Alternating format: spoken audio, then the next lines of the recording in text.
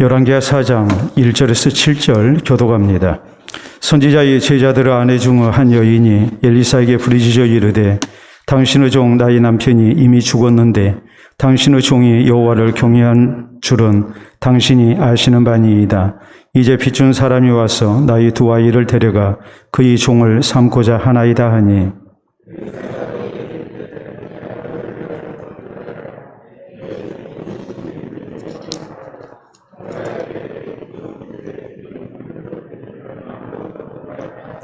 이르되 너는 밖에 나가서 모든 이웃에게 그릇을 빌리라. 빈 그릇을 빌리되 조금 빌리지 말고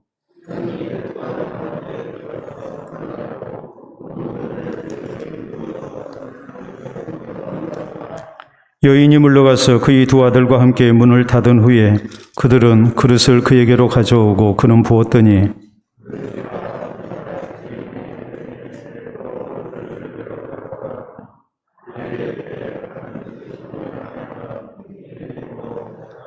그 여인이 하나님의 사람에게 나아가서 말하니 그가 이르되 너는 가서 기름을 팔아 빚을 갚고 남은 것으로 너와 네 두 아들이 생활하라 하였더라. 아멘. 기도와 말씀 받도록 합니다. 하나님 아버지 감사합니다. 진리의 기둥과 터 위에 주의 몸된 교회를 세워주시고 또 우리의 신앙이 진리 가운데 세워질 수 있도록 은혜 주심을 참으로 감사합니다. 이 시간도 말씀을 통하여 우리의 구주 되신 예수 그리스도가 우리의 신앙의 터 힘을 고백하며 또 하나님의 말씀만이 우리를 바른 신앙 가운데 세울 수 있음을 우리가 믿고 의지하는 중 주의 말씀을 기다리기를 원합니다. 주의 성령님 함께하여 주셔서 허락하신 말씀을 통해 우리의 믿음의 건축이 바로 되게 하시고 세상 풍파 가운데 혹은 이단 사설 가운데 흔들림이 없이 우리가 믿음을 끝까지 잘 지켜나가게 하시고 건강한 교회를 세우는 가운데 우리 하나님을 기쁘시게 하는 아름다운 성도와 교회로 쓰임받을 수 있도록 인도하여 주시옵소서. 예수님 이름으로 기도하옵나이다. 아멘. 오늘 열왕기하 강의 8번째 시간입니다. 우리가 아는 말 가운데 질풍경초라는 말이 있습니다.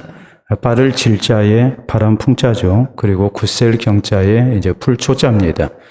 그대로 우리가 직역을 하자면 거센 바람과 그리고 이제 굳센 풀이라는 그런 이제 의미가 되겠습니다.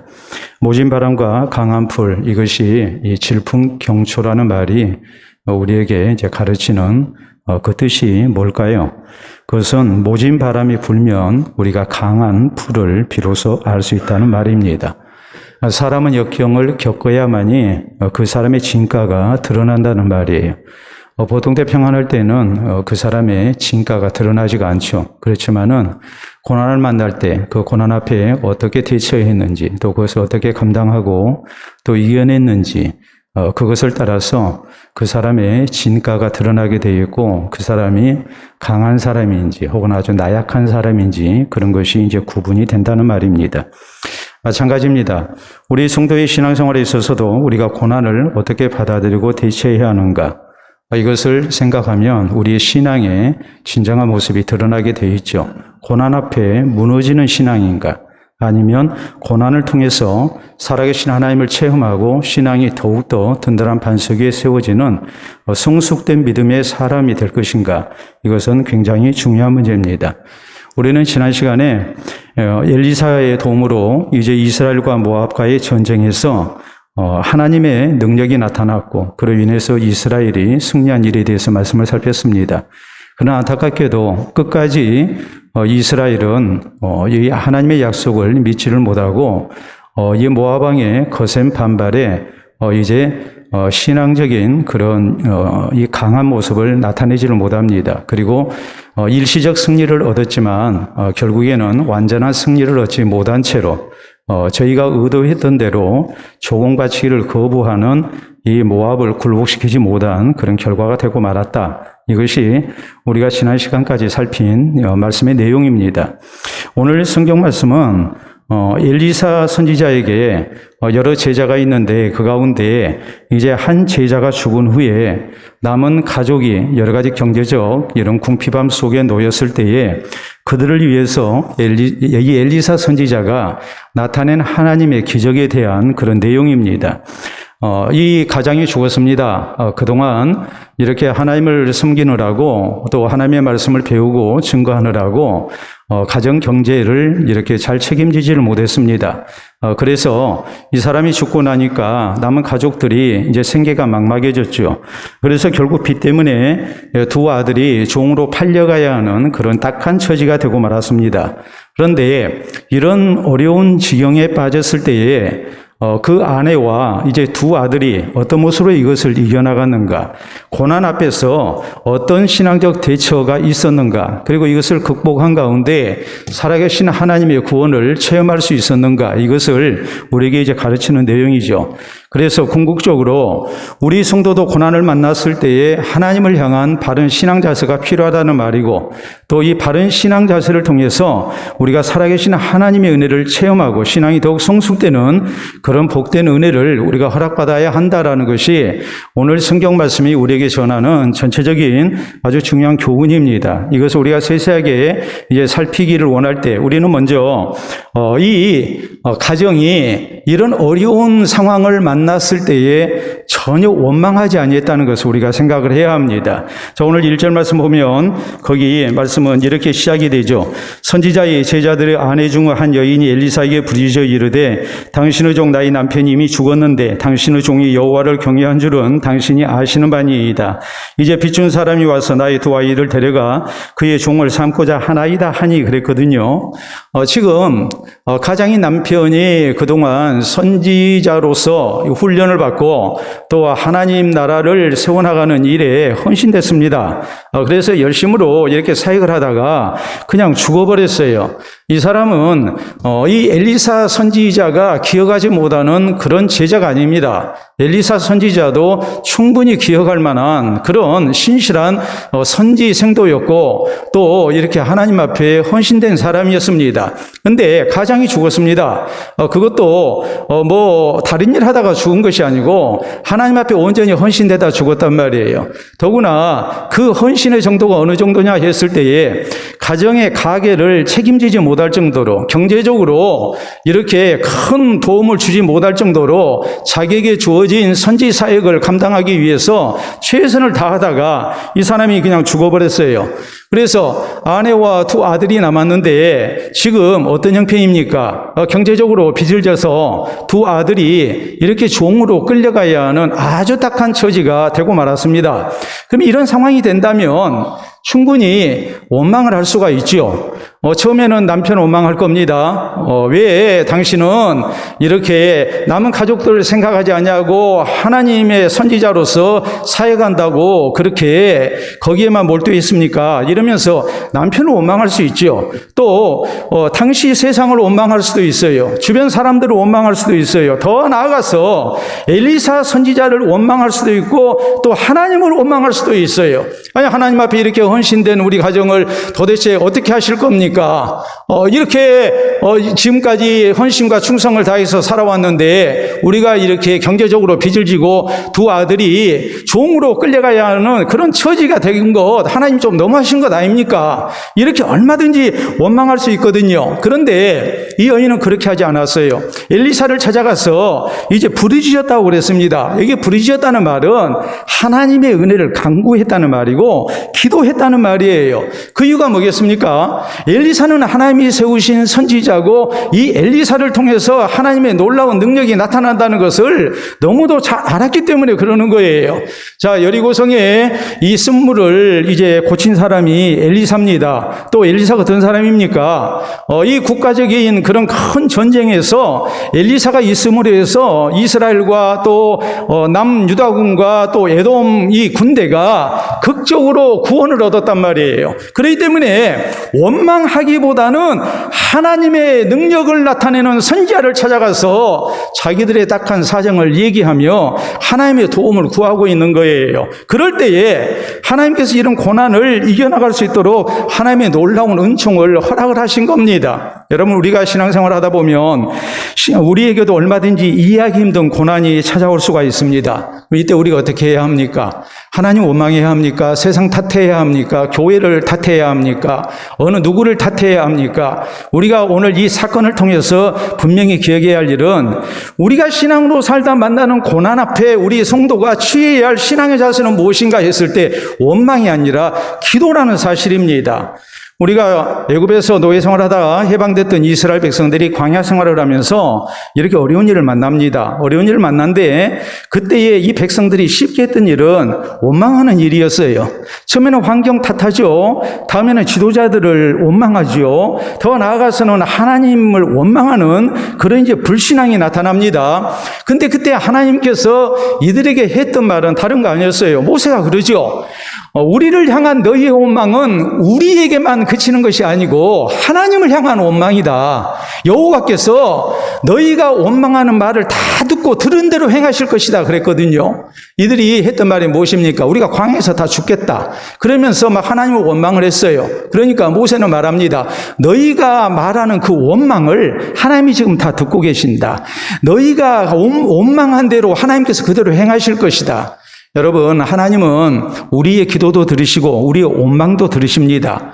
하나님 귀에 들린 대로 행하십니다. 그렇기 때문에 우리가 여러 가지 어려운 환경을 만나고 일을 만나면 우리에게 필요한 것이 무엇이겠습니까? 그것은 하나님을 향한 기도라는 말이에요. 원망이 아니에요. 자, 다니엘과 그의 세 친구가 나라가 망해서 이렇게 왕족이고 귀족의 자녀들이 이 바벨론으로 포로로 끌려왔습니다. 그리고 왕집 장학생으로 이제 선발이 돼서 이렇게 교육을 받습니다.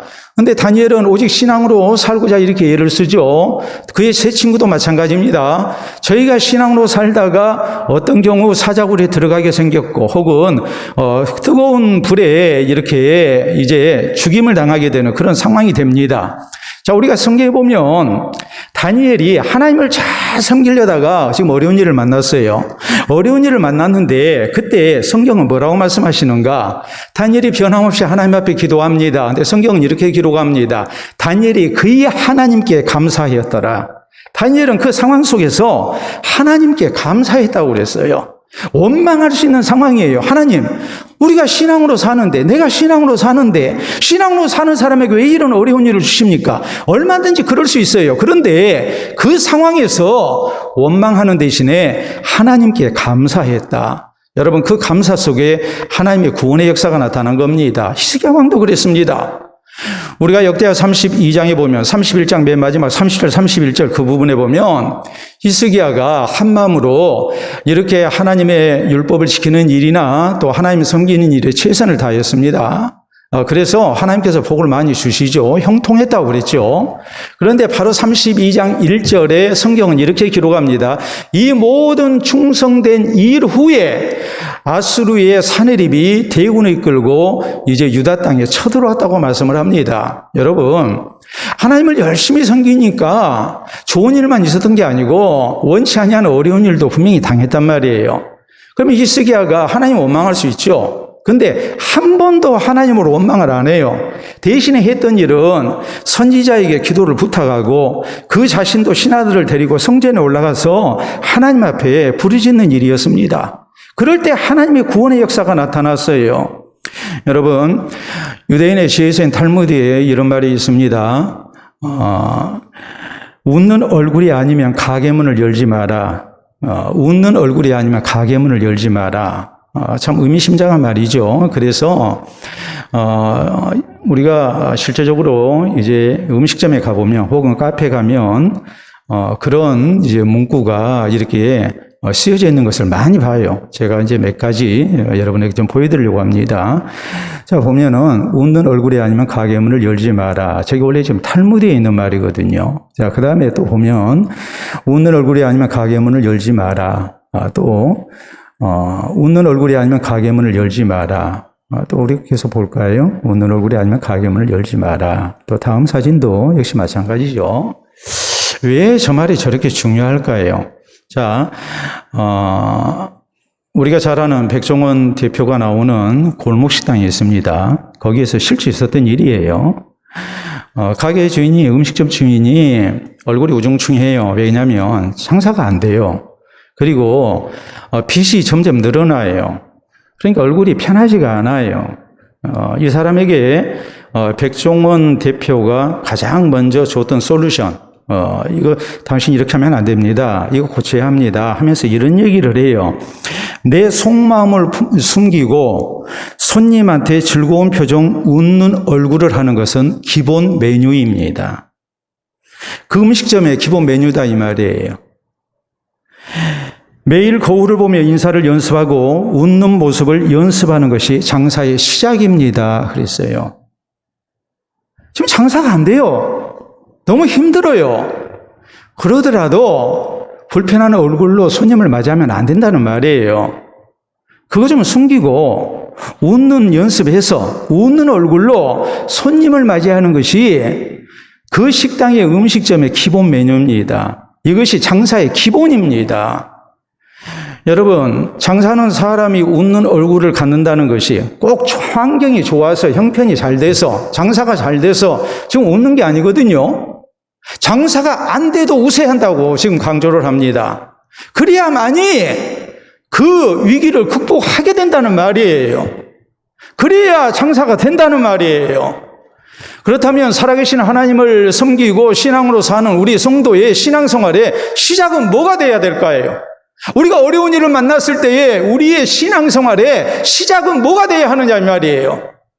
성경은 빌립보서 4장 6절로 7절에 우리에게 이렇게 말씀합니다. 아무것도 염려하지 말고 다만 모든 일에 기도와 간구로 너희 구할 것을 감사함으로 하나님께 아뢰라. 그리하면 모든 지각에 뛰어난 하나님의 평강이 그리스도 예수 안에서 너희 마음과 생각을 지키시리라라고 말씀하십니다. 여러분, 고난을 만났으니까, 내가 신앙으로 살다 힘든 일 만났으니까 인상 쓰고 불평하고 원망하고 하는 것이 신앙생활의 기본이 아니에요.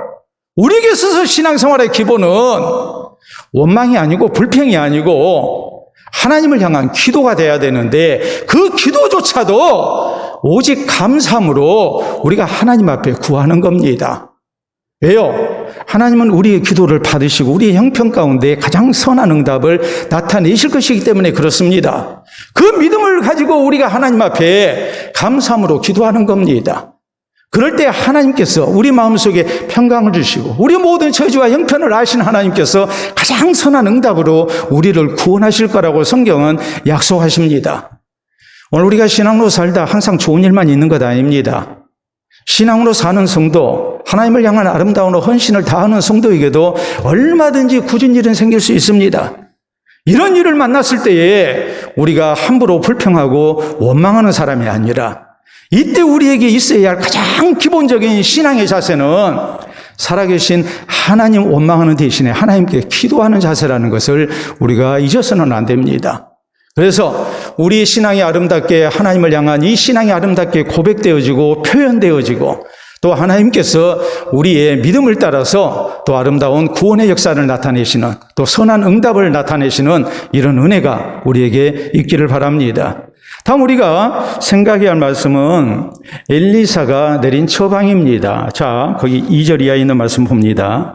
엘리사가 그에게 이르되 내가 너를 위하여 어떻게 하랴? 네 집에 무엇이 있는지 내게 말하라. 그가 이르되 계집 종의 집에 기름 한 그릇 외에는 아무것도 없나이다 하니, 이르되 너는 밖에 나가서 모든 이웃에게 그릇을 빌리라. 빈 그릇을 빌리되 조금 빌리지 말고 너는 네 두 아들과 함께 들어가서 문을 닫고 그 모든 그릇에 기름을 부어서 차는 대로 옮겨놓으라 하니라라고 말하죠. 그래서 5절 6절에 보면 여인이 물러가서 그의 두 아들과 함께 문을 닫은 후에 그들은 그릇을 그에게로 가져오고 그는 부었더니 그릇에 다 찬지라. 여인이 아들에게 이르되 또 그릇을 내게로 가져오라 하니 아들이 이르되 다른 그릇이 없나이다 하니 기름이 곧 그쳤더라 라고 이렇게 말씀이 기록되죠. 자, 엘리사의 처방은 어떤 의미로 보자면 좀 무책임한 것 같다는 생각이 듭니다. 그럼 왜 그럴까요?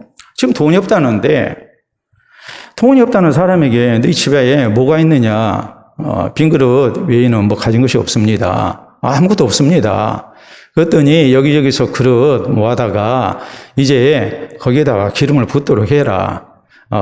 그렇게 지금 문 닫고 하라는 거예요. 참 애매하고 믿기 어려운 그런 얘기지 않겠습니까? 여러분, 내가 형편이 어려워서 도와줄 만한 사람 찾아가가지고 내가 이러이러하게 형편이 어려운데 내 형편을 좀 이해하고 좀 도와줬으면 좋겠습니다. 이렇게 얘기하면 제일 좋은 게 뭐겠어요? 얼마 필요합니까? 예를 들어서 얼마 필요하냐고 그랬더니 500만 원 필요합니다. 그랬더니 500만 원 갖고 되겠습니까? 여기 1000만 원 있으니까 가서 걱정하지 마시고 빚 정리하고 남은 걸로 생활비 쓰세요. 그러면 좋잖아요. 사실 이 여인은 그것을 기대했을 수도 있어요. 엘리사 선지자에게 찾아가서 우리 가정이 이렇게 힘듭니다 라고 했을 때에 빚이 얼마입니까? 지금 두 아들이 종으로 끌려가게 생겼습니다. 빚 얼마나 졌습니까? 그래서 그 빚 다 갚아주고 또 생활도 해야 할 텐데 하고서 생활비도 보태주고 하면 얼마나 좋겠어요. 거기까지는 기대 안 한다 할지라도 뭔가 이 아들들이 종으로 끌려가지 않도록 어떤 대책을 세워줄 것을 기대하지 않았겠습니까? 그런데 엘리사의 처방은 너무나도 믿기 어려운 그런 처방이었단 말이에요. 빈 그릇 가져다가 거기에다가 기름병에 기름을 부으라. 문 닫고 붓도록 해라. 이 막연한 이 처방 앞에 이 여인은 이제 순종을 하는 겁니다. 근데 여기서 중요한 단서가 있죠. 그릇을 할 수 있는 대로 많이 가져오라고 그랬거든요. 그래서 아들들 시켜서 그릇을 여기저기서 빌려와서 거기에다가 기름을 가득 채웠는데 그릇도 없느냐고 엄마가 아들들에게 묻습니다. 더 없다고 그러니까 그때 기름이 더 이상 나오지 않았다.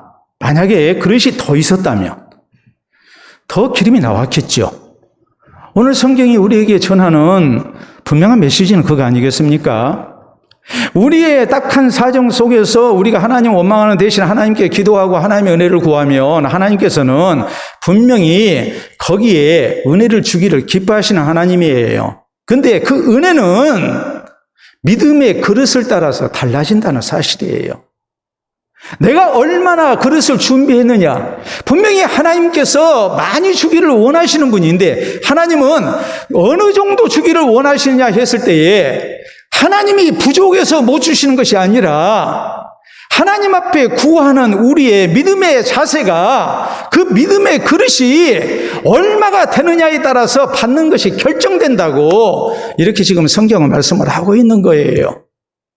여러분, 그러니까 우리 성도가 믿음을 따라서 사는 것이 얼마나 중요한가를 명심을 해야 합니다. 여러분, 우리가 창세기에 보면 야곱이 죽으면서 12아들을 위해서 축복 기도를 합니다. 근데 첫째 루벤 축복은커녕 저주를 받죠. 둘째 시몬과 레위도 역시 저주를 받습니다. 이들은 아버지에게 잘못한 일 때문에 그랬어요. 그리고 이제 넷째 유다부터 시작해서 이렇게 베냐민까지 12채까지 이렇게 이제 복이 허락이 됩니다. 야곱이 이 하나님의 감동 속에 자식들에게 이제 축복을 하는 거예요. 근데 성경은 맨 마지막에 이 대목을 이렇게 쓰고 있어요. 야곱이 각 사람의 분량대로 축복하였더라. 분량대로 축복했다. 장남이니까 당연히 많이 주고 막내니까 적게 주고 했다는 게 아니에요. 장남이지만 잘못했으니까, 둘째, 셋째 잘못했으니까. 저희는 믿음의 분량이, 축복의 분량이, 복의 분량이 그것밖에 안 됐어요. 반면에 넷째 유다부터 시작해서 베냐민까지, 특히 요셉에 이르러서 굉장한 축복을 하죠. 왜요? 복의 분량이 컸어요. 아버지를 기쁘게 하는 자식이었고 또 하나님을 향한 신앙으로 사는 자식이었고 하나님께서 사랑하시는 아들들이었어요. 그러니까 그들에게는 많은 복을, 축복을 이렇게 빌어주죠. 우리가 또 성경에 이런 대목이 나옵니다. 우리 예수님께서 여리고성 들어가실 때 맹인 거지인 바디메오가 다윗의 자손 예수여 나를 불쌍히 여기소서 하면서 막 소리를 지르는 거예요. 다윗의 자손이라는 말은 하나님께서 약속하신 다윗의 후손으로 오실 그리스도라는 말이에요. 그런데 예수님이 침묵하시거든요.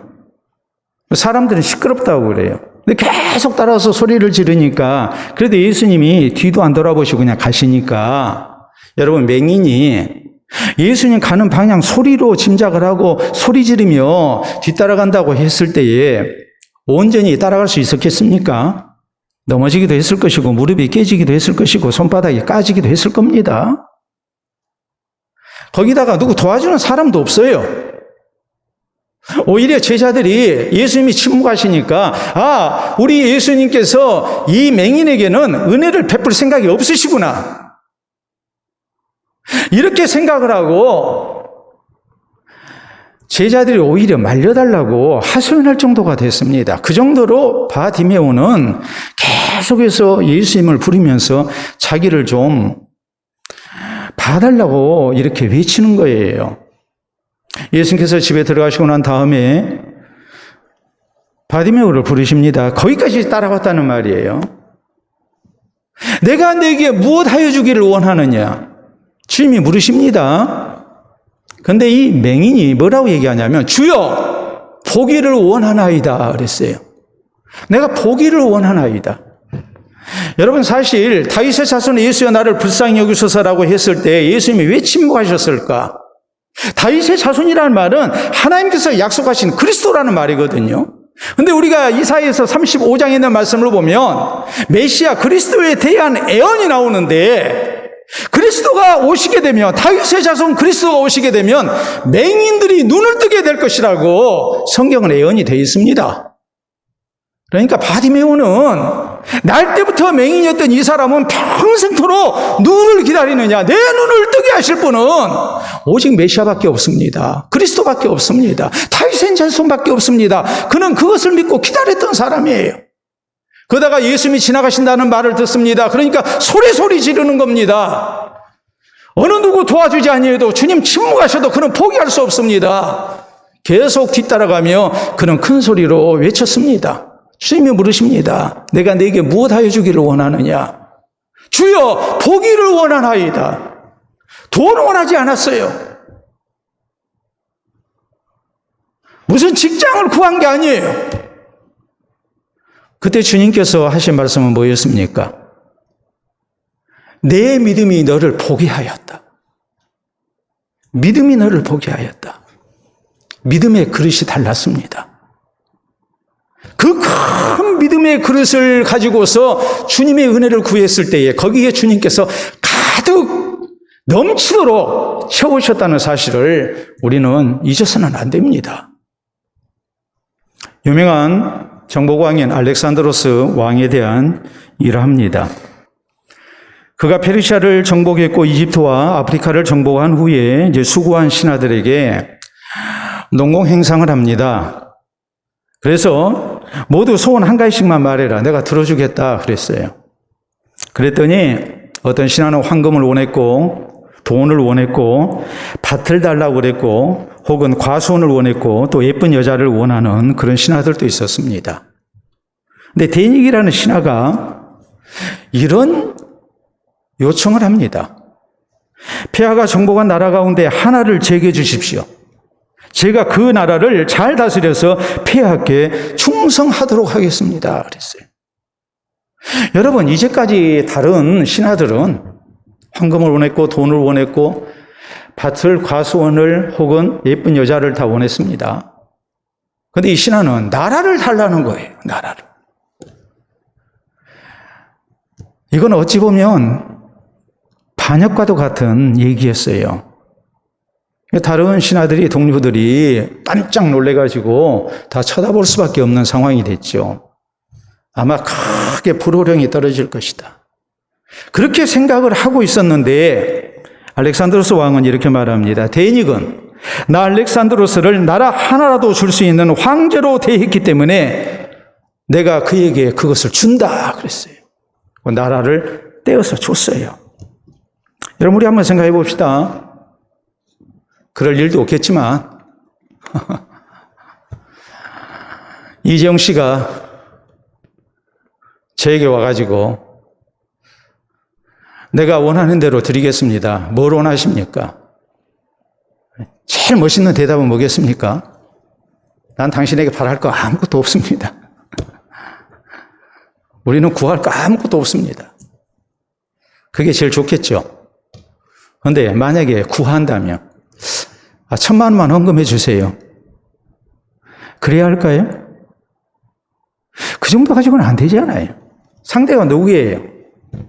예? 대한민국 제일 부자 아닙니까? 적어도 구하려면 어느 정도 구해야 되겠습니까? 예? 성교센터 크게 하나 지어주세요. 예? 예배당에 비좁으니까 예배당 좀 크게 지어주세요. 아무리 못 구해도 그 정도는 구해야 할 거 아니겠습니까? 대통령이 찾아와가지고 뭐든지 얘기만 하면 다 허락해 주겠다고 그러면 그 대통령에게 돈 1,000만 원 구해야 되겠습니까? 여러분, 만왕의 왕이 되시고 온 세상의 주인 되시는 하나님께서 우리에게 구하라고 하시는데 이 하나님 앞에 우리가 어떻게 구해야 되겠습니까? 하나님을 아주 째째한 가난한 하나님으로 우리가 생각을 해야 되겠습니까? 우리가 구하는 것이 믿음의 그릇을 크게 하는 그런 구하는 모습이 되어야 됩니다. 전능하신 하나님, 온 세상을 다스리고 계시는 하나님, 믿음으로 구하는 주의 백성에게 가장 좋은 것을 주기를 원하시는 이 하나님 앞에 우리가 믿음의 큰 그릇을 준비하고 은혜를 구할 수 있는 성도가 되어야 됩니다. 그만큼 우리가 하나님을 신뢰해야 한다는 말이에요. 우리가 큰 믿음을 가지고 하나님의 은총을 구하는 그런 신앙생활이 우리에게 있어야 한다는 말이에요. 오늘 내가 어려운 형편이 있습니다. 근데 하나님을 찾지를 않습니다. 하나님을 향한 믿음의 그릇이 이만큼도 없는 거예요. 어려운 일 만나면 불평하고 원망하면서 내 힘으로만 살려고 하는 거예요. 이게 우리의 병이에요. 우리가 하나님 앞에 구하며 에베소 3장 20절에 있는 말씀을 보면 우리의 구하는 것이나 생각하는 것 이상으로 넘치게 하실 하나님이신데 이 하나님 앞에 기도가 없는 겁니다. 하나님 의지하는 것이 없는 겁니다. 그리고 고난 앞에서 우리 입에서 나오는 얘기는 불평만 있고 원망만 있는 겁니다. 그렇게 돼서는 안 됩니다. 살아계신 하나님, 만왕의 왕 되신 하나님, 나를 사랑하시는 이 하나님 앞에 믿음의 큰 그릇을 가지고 우리가 하나님의 은총을 구하고 그 믿음의 그릇을 풍성하게 채워주시는 하나님의 은혜로 사는 성도가 되어야 한다는 말이에요. 이걸 잊지를 말고 우리가 고난 앞에 우리의 믿음의 그릇이 더 커지는 모습으로, 그래서 이것을 준비한 가운데 또한 하나님께서 우리의 기도를 받으시고 또 우리의 모든 처지와 형편 가운데 가장 선한 길을 허락하시는 그런 응답이 우리 가운데 체험될 수 있기를 바랍니다. 자, 세 번째 우리가 또 생각해야 할 것은, 자, 이 선지자 제자의 남은 가족은 더 이상 생활에 염려가 없게 됐다는 내용이죠. 자, 7절 말씀 우리 같이 볼까요? 크게 같이 읽습니다. 그 여인이 하나님의 사람에게 나아가서 말하니 그가 이르되 너는 가서 기름을 팔아 빚을 갚고 남은 것으로 너와 내 두 아들이 생활하라 하였더라. 아멘. 자, 1절에 시작되는 말씀을 보면 가장이 죽고 빚만 남기고 죽어서 결국 두 아들이 종으로 끌려가야 하는 그런 상황이 됐습니다. 먹고 살 길이 막막하겠죠. 그런데 7절에 있는 말씀, 그 내용을 보면 기름을 팔아서 빚 다 갚고 남은 것으로 생활에 염려가 없도록 하시는 하나님의 은혜가 부어졌음을 성경은 말씀을 하고 있거든요. 여러분, 틀림없이 그리하지 않았겠습니까? 선지자 제자가 죽었습니다.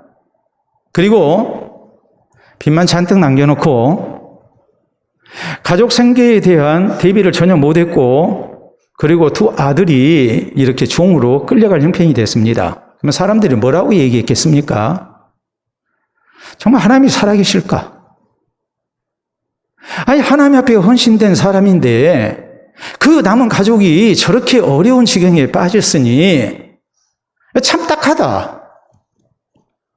하나님도 무심하다. 그러게 뭐하러 하나님께 헌신돼서 그 고생하다가 저렇게 남은 처자식 고생시켜? 그런 얘기도 나올 수 있는 상황이잖아요. 근데 하나님께서 그런 모든 입을 다 막으신 겁니다. 하나님 나라 사역에 아름답게 헌신됐던 주님의 일꾼 가정에 걱정 없도록 하나님께서 다 필요한 것을 공급을 해 주신 거예요. 나는 못했지만 하나님이 하셨어요. 우리는 이것을 믿고 하나님 앞에 헌신되는 성도가 돼야 되고 신앙으로 사는 성도가 돼야 돼요.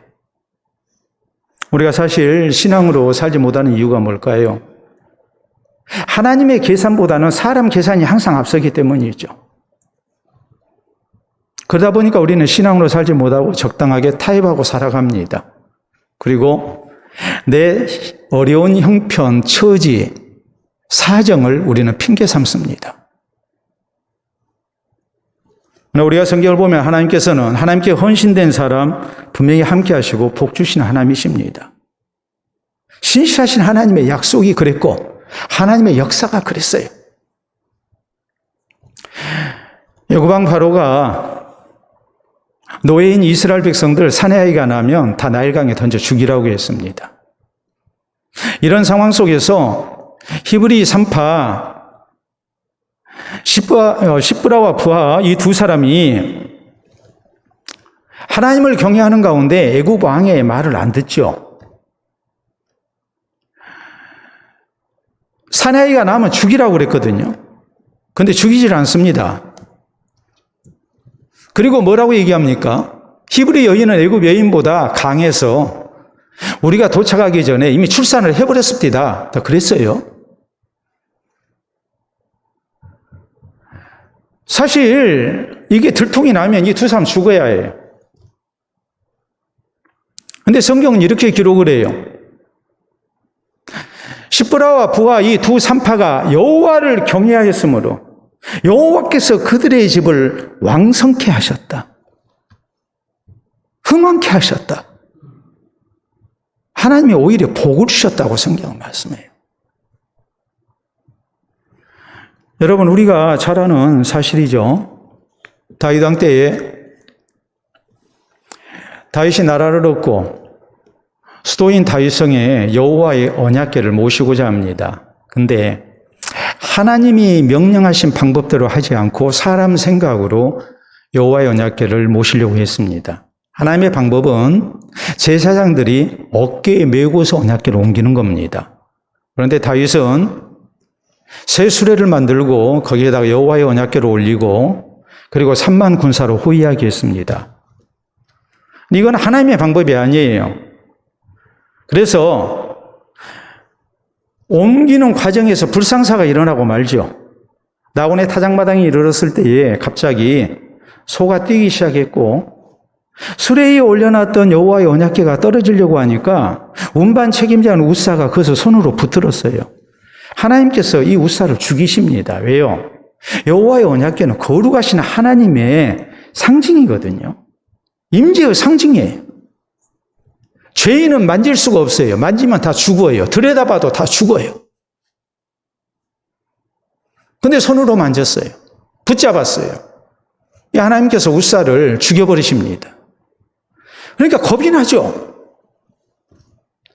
이 여호와의 언약궤를 오베데돔 집에다가 내팽개치고 다 도망가 버렸어요. 그래서 석 달 동안 오베데돔님이 이 언약궤를 돌보게 됩니다. 내 성경이 이렇게 말씀합니다. 여호와께서 오베데돔과 그 집에 복을 주셨다. 아무도 맡아서 관리하지 않는 여호와의 언약궤를 오베데돔이 혼자 떠맡았습니다. 그런데 그 일을 성실히 감당하니까 하나님께서 큰 복을 주셨다고 성경은 말씀합니다. 우리가 하나님 앞에 헌신되는 일, 세상적으로 볼 때는 나 혼자서 속된 말로 독박 쓰는 것 같고 나 혼자서 힘든 일 맡은 것 같고 하지만 하나님께서 하나님께 헌신된 사람을 사랑하시고 복 주심을 우리는 믿어야 한단 말이에요. 하나님은 절대 하나님 앞에 헌신된 사람을 외면하시는 하나님이 아니에요. 우리가 잘 아는 미국의 자동차 왕 헨리 포드가 있습니다. 헨리 포드가 자동차 공장을 세우고 운영을 할 때 있었던 일입니다. 이상하게도 이직률이 매년 400%에 달했어요. 이직률이 400%라는 것은 직원들이 석 달 근무하면 다 나간다는 얘기예요. 그래서 이것을 해소하기 위해서 고용 관리를 잘해야 되겠다 생각을 하고 헨리 포드는 비로소 깨달았어요. 회사 직원들은 내 고용인이 아니라 내 가족 같은 사람들이다. 저 사람들이 회사 일을 잘 할 수 있도록 내가 최대한 편의를 내가 다 제공을 해야 되겠다. 해서 그때 도입한 것이 일일 8시간 노동입니다. 그 전에는 기본이 9시간이었고 또 추가 근무를 시켰어요. 그렇다고 해서 수당을 주지도 않았어요. 근데 일일 8시간 근무 제도를 이제 도입을 했어요. 최초에. 두 번째는 뭐였느냐? 주 5일 근무제를 도입을 했어요. 여러분, 이게 지금부터 100년 전 이야기예요. 주 5일제 근무가. 거기에다가 그러면 노동시간이 줄어들었으니까 임금을 삭감했느냐? 삭감하지 않았습니다. 100% 그대로 지급합니다. 회사 직원들은, 공장의 직원들은 다 내 가족과 똑같은 사람들이다. 그렇게 생각을 하고 저희가 최선을 다해서 염려하지 않고 일할 수 있도록 환경을 만들어준 거예요. 그래서 헨리 포드가 들여온 것이 바로 일일 8시간 노동과 주 5일제 근무, 그리고 바로 최저임금제를 실시한 일이었어요. 회사가 어찌 됐을까요? 모두가 다 망한다 했습니다. 포드도 망할 줄 알았어요. 망할 것을 각오하고 그렇게 한 거예요. 회사는 망하지 않았습니다. 사람들이 먼저는 이직을 하지 않습니다. 그러니까 숙련된 상태에서 일을 하죠. 노동의 질이 올라가죠. 생산성이 향상되죠. 애사심이 생기죠. 그리고 그로 인해서 노동자와 고용주 사이에 신뢰관계가 형성이 됩니다. 그러니까 파업이랄지 이런 일도 일어나지 않습니다. 노사 분쟁이 없습니다. 회사가 잘 되겠습니까? 안 되겠습니까? 더 잘 되는 거예요. 여러분, 우리 예수님은 마태복음 6장 33절에 분명히 말씀하셨습니다. 너희는 먼저 하나님의 나라와 그의 의를 구하라. 그리하면 우리가 가장 중요하게 생각하는 경제적 문제들, 이 모든 것을 너희에게 다 채우시리라. 하나님을 향한 신앙으로 살 때 하나님께서 우리 가운데 역사하시고 도우신다는 것을 주님은 강조하셨어요. 그렇기 때문에 우리가 기쁨으로, 믿음으로 하나님을 우리가 사랑하고 하나님 나라 사역에 헌신되는 성도가 되어야 됩니다. 그래서 또한 하나님께서 우리 가운데 같이 하시고 우리를 붙드시는 가운데 염렵게 하시는 이 하나님의 은총, 이것을 우리가 체험할 수 있기를 바랍니다. 자, 큰 폭풍이 붑니다. 큰 폭풍이 불 때에 닭은 날개 사이에 머리를 묶고 움츠러듭니다. 꼼짝하지 않고 숨을 것을 찾습니다. 반면에 독수리는 큰 폭풍이 불면 폭풍을 향해 날아오릅니다. 그리고 그 폭풍을 타고 멀리 이동합니다. 그래서 이 닭과 독수리의 차이를 놓고 이렇게 얘기합니다. 고난 앞에 닭형 인간이 있고 독수리형 인간이 있다. 고난 앞에 움츠러들고 고난 앞에서 쉽게 낙심하고 포기하고 타협하는 인간이 있는가 하면, 사람이 있는가 하면 고난 앞에서 더 강해지고 이 고난을 통해서 더욱더 비상할 줄 아는 그런 사람이 있다. 고난을 기회로 삼는 사람이 있다. 여러분, 살아계신 하나님을 믿고 의지하는 우리의 성도의 모습은 고난 앞에 어떤 모습이 되어야 될까요? 고난 앞에 우리가 좌절해야 합니까? 고난 앞에서 우리가 함부로 하나님 원망해야 합니까? 고난 앞에서 우리가 신앙을 버려야 합니까?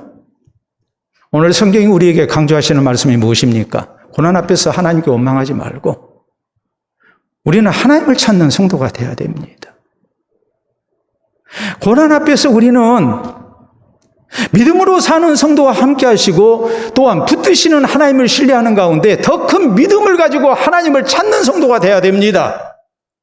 그래서 살아계신 하나님께서 우리의 기도에 아름답게 응답하시고 주께 헌신된 성도를 책임지시는 이 하나님의 놀라운 은혜를 우리가 체험하는 아름다운 복된 성도들 되는 은혜가 우리 모두에게 있기를 바랍니다. 우리 함께 기도합니다. 신앙으로 살다 힘든 일 만났을 때에 우리가 어떻게 해야 합니까? 원망 대신에 기도하는 사람, 또 살아계신 하나님의 도우시는 은혜를 믿고 고난 앞에 변함없이 헌신할 줄 아는 사람, 신앙으로 살아가는 사람. 그래서 살아계신 하나님께서 내 삶 속에 역사하시는 놀라운 은혜를 체험하는 사람 되게 해달라고 우리 함께 기도합시다.